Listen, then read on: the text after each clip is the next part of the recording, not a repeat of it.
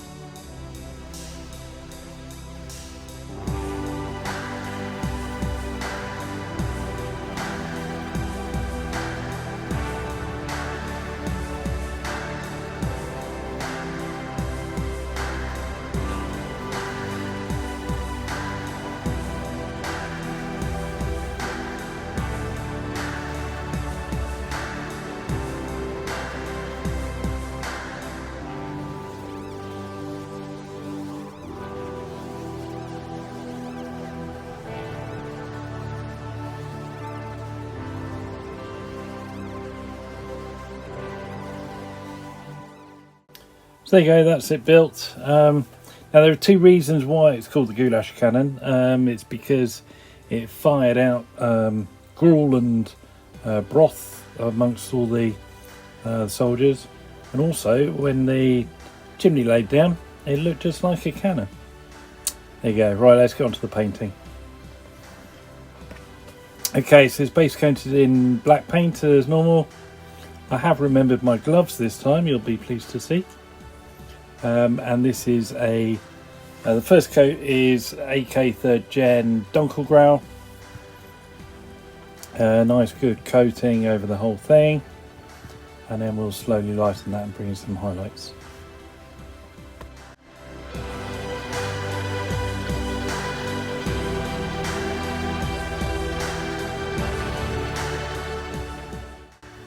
Okay, second coat now. This is the Dunkelgrau that we had before, and into it I've just mixed some Vallejo blue-grey pale, just like I did on the body of the truck itself, and you see it just lightens up. It's just doing not all the way to the edge, just the centres of the panels, and just trying to get the highlights into the middle of all the surfaces.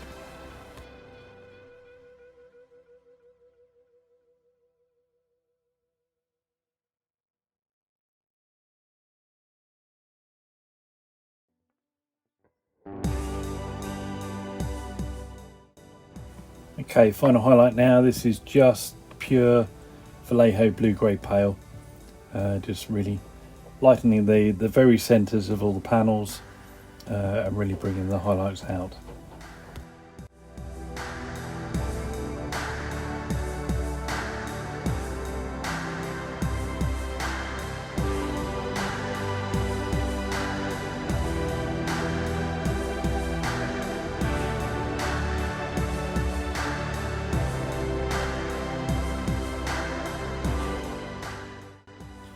Okay, so after all the paint was dry, I then did a pin wash with AK Streaking Grime for Panzer Grey, which is that lovely crimson colour.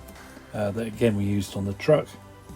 I think you'll agree it's come out really nicely. Lots of nice shadows on top of the highlights. Right, let's get on to chipping.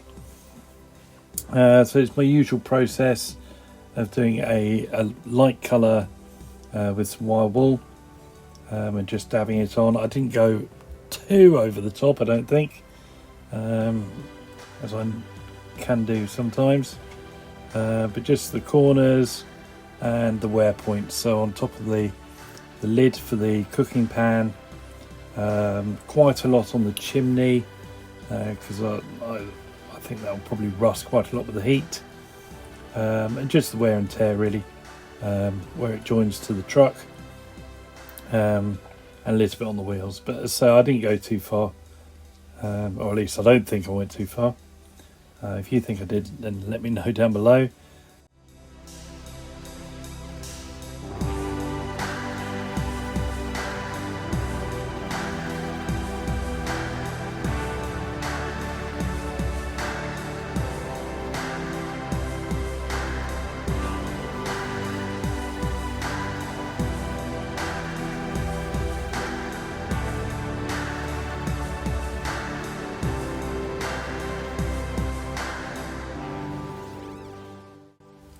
Okay, second stage of chipping is with Vallejo German Camouflage Black Brown, and just with a fine brush, just into the centres of the sky grey chips that I did before,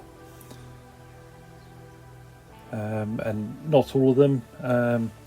You want some of the scratches just going through the initial coat of paint. So these are mainly on the bigger chips, as if it's gone down to the bare metal.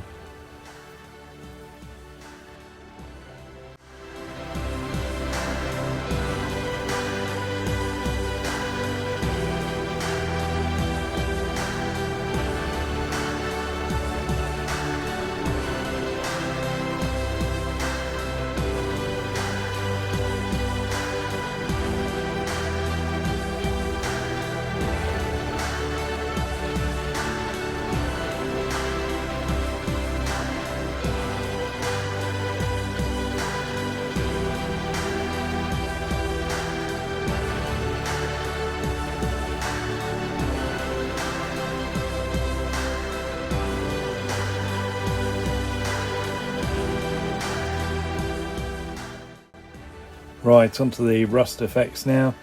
I'm using Abteilung oil paints for this.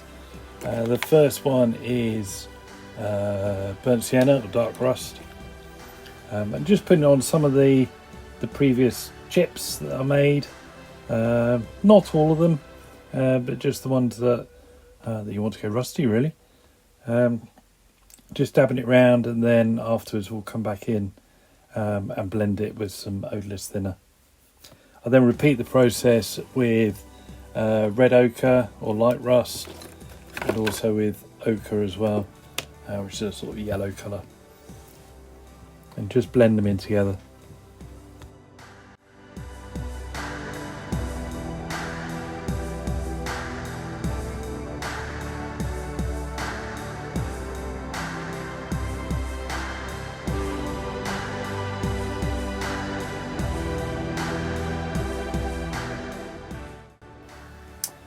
So here's the blending then, just using odourless thinners, and you're just dabbing it onto the bits that you painted before, and taking them almost back to nothing, just so it's really just like a filter of the rust coloured paint.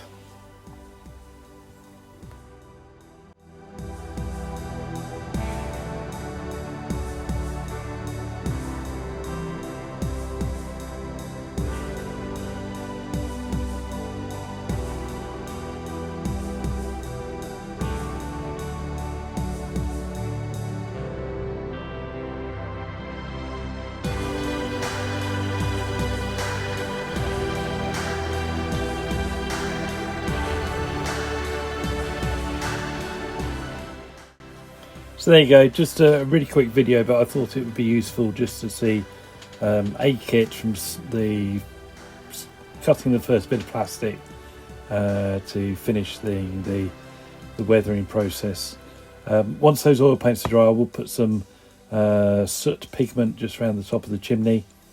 Then I've got a few other little tricks I want to play at a later date. Right, next week we'll get on to figures and putting it all together in a diorama, and then we can call this one done. Thanks for watching. Hope you enjoyed it. Please like and subscribe if you haven't already done so, and I'll see you again. Bye.